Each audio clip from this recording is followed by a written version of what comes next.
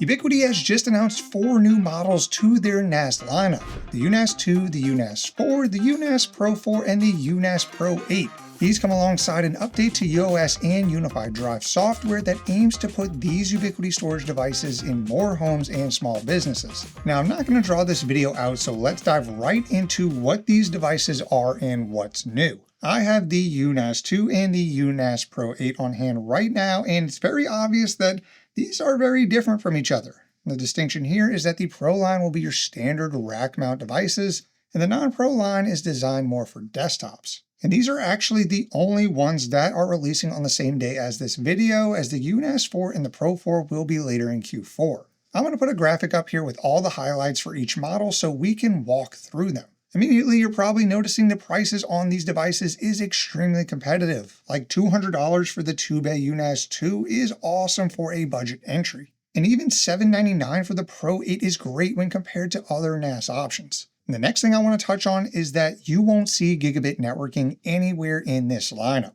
Even on the UNAS 2, you get a 2.5 gig RJ45 port to make sure that there is no bottleneck. Stepping up to the Pro 8 gets you 2 10 gig SFP Plus and a single 10 gig RJ45 port, and that's about as good as it gets at this level. And now on to probably the coolest feature, specifically on the UNAS 2, and that is how it's powered.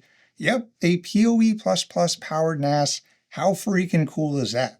And yes, Ubiquiti will be including a PoE adapter with the NAS in case you want this device but don't have a PoE++ switch. The UNAS 4 will also be PoE powered, but to the tune of PoE+++. So again, same thing, they'll include the adapter if you don't have a compatible switch. The UNAS 2 is also the only device in this lineup that doesn't get the NVMe ports for SSD caching, but I mean, at this price point and for their entry-level model, I'm not really upset about that. And speaking of SSD caching, that's actually a new feature in Unified Drive, which makes sense because in this new lineup, this is the first hardware released with that functionality anyway. But yeah, those are kind of the big overall talking points for these new models.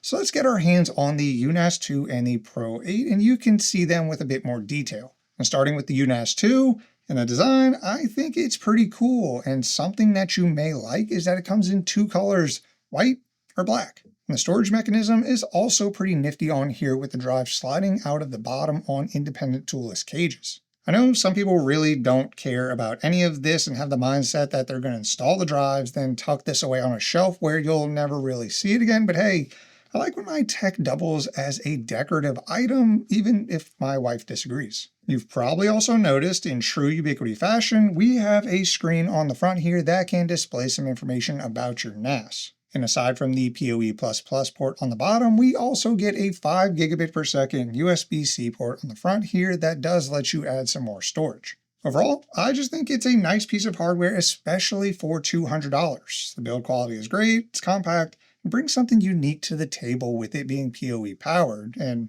yeah, really no complaints. And now for the UNAS Pro 8, which probably looks a bit more familiar to you as it comes in with the Ubiquiti Silver and is a 2U rack mountable form factor. As the name suggests, we get 8 hard drive bays, but we also get 2 NVMe bays as well. Around the back, we see the aforementioned network ports, 2 10 gig SFP Plus, and a single 10 gig RJ45. I will note here that MCLAG will be supported, so you do get redundant networking on here. And speaking of redundant, you also see that we get dual redundant power supplies as well. How many off-the-shelf NAS devices exist that have redundant power supplies, especially at $800? I legit don't know, but I could imagine it's close to 0. And that's really it on the hardware, pretty on par with other Ubiquiti products in terms of design and build quality, which are always on point, so no surprises here. I will note that the UNAS Pro 4 will have similar features, just in a 1U form factor. Alright, enough with the hardware, let's dive into the software side. Initial setup of these UNAS devices can be done on your PC or mobile devices via Bluetooth. Personally, I'm a PC boy, but you do you. Now once we're into the device, we are prompted to select a storage configuration where we can choose a RAID level depending on the amount of drives that we have. In the UNAS 2, you only really have one choice if you want redundancy, and that is to mirror them. In the app, we choose RAID 5, but in a 2-drive setup, RAID 1 and RAID 5 are effectively the same thing.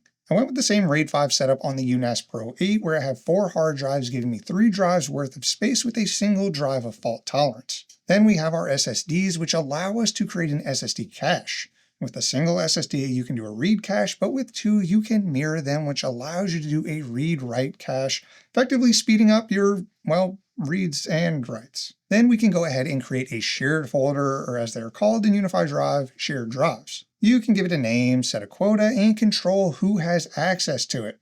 I guess I should mention here that UniFi Drive will tie into UniFi Identity, so if you're already using that for your users, it'll be a seamless integration here for controlling file access. Then on the dashboard, you're given a link to use to access your NAS via SMB, which is a nice little UI element. You can log in using your UniFi account, and you got yourself some network-attached storage. In terms of performance, it's actually pretty impressive. Ubiquiti has done an excellent job implementing their caching solution to ensure sustained high-speed transfers regardless of whether it's sequential reads with a single large file or more random writes from multiple users accessing the device at the same time. The UNAS 2 is no slouch either. Obviously, it's less impressive since we only have 2.5 gig networking and no caching, but for where it sits in the lineup, it performs great. Outside of the performance, I'd say backups and snapshots are the most important features of a NAS. Snapshots in UniFi Drive allow you to take periodic snapshots of your data and save those locally. These are great in the event that you accidentally delete something that you shouldn't have and need to restore it quick and easy. Backups are for ensuring that you have redundancy not just with your physical drives, but with your data as well. You can set your NAS to do automatic backups to another UNAS device, a regular old SMB network share, or even some cloud storage providers. Honestly, the easiest way would just be to get a second UNAS, throw it at a friend's house, and do the remote UNAS to UNAS backup. Assuming that the remote UNAS has an active internet connection, it'll automatically find and let you run the backup, no network configuration required. You have no idea how awesome it is to have a simple remote backup solution built into these devices. And speaking of remote access, UniFi Drive does have a nice sharing feature to make it super easy to share folders or files with remote users. Just navigate to the file or folder you want to share, set the parameters of the shared link on the right side, like if you want to have a password or the link to expire after a certain duration, then just generate the link. That can then be sent to anyone and they'll be able to access the file in question, again without any fancy network setup. In terms of the general UI, again, it's just super familiar if you're used to working with Ubiquiti gear. You get some nice dashboards showing some real-time and historical info. You can change the fan curve, you can monitor the status of your drives, your backups, see who signed in recently, just some nice info to have overall. Honestly, I think this is just a really solid NAS, especially if you're already in the Ubiquiti ecosystem. And even if you aren't, pricing for these devices is still crazy competitive. So my thoughts here, I think the UNAS Pro 8 is going to be a super popular option for small businesses and home labbers. I like the first UNAS Pro, but this version gives us another drive bay, way more networking options, redundant power supplies, and NVMe caching. And while I really like the design and the price point for the UNAS 2, I think the UNAS 4 will be more popular when it releases later, since we still get the PoE powered feature,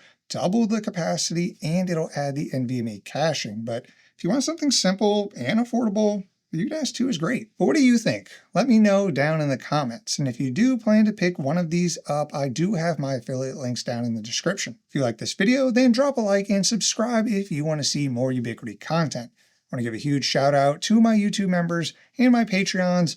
You guys are my UNAS device that has 12 drive bays and 4 NVMe slots and 3 redundant power supplies. You guys are a UNAS Pro Max 12. And if you're still watching, you're an M.2 SATA drive. Thank you so much, and I'll see you in the next one.